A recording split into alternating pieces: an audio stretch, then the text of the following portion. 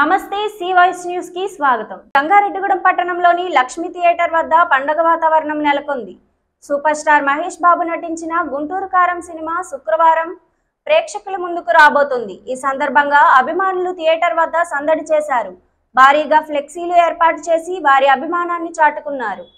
అదేవిధంగా పువ్వులను కూడా సిద్ధం చేశారు. ఈ సందర్భంగా మురళీకృష్ణ మహేష్ యువసేన అధ్యక్షులు బవిరిశెట్టి మురళీకృష్ణ మాట్లాడుతూ తమ అభిమాన నటుడు మహేష్ బాబు నటించిన గుంటూరు కారం చిత్రం విజయం సాధించడం ఖాయమని ధీమా వ్యక్తం చేశారు.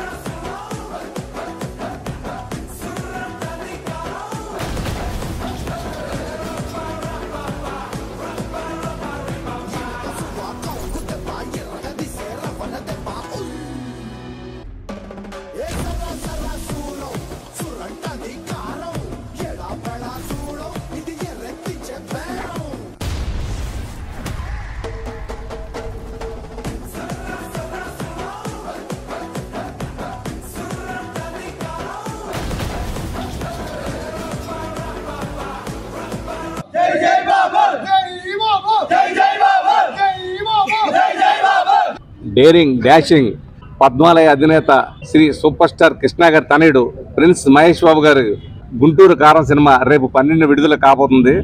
ఈ సినిమా ప్రపంచవ్యాప్తంగా రిలీజ్ అయ్యి చాలా మంచి టాక్తో రిలీజ్ అవుతుంది. మొన్న ఆడియో ఫంక్షన్ కూడా లక్షల మంది జనం వెళ్ళారు.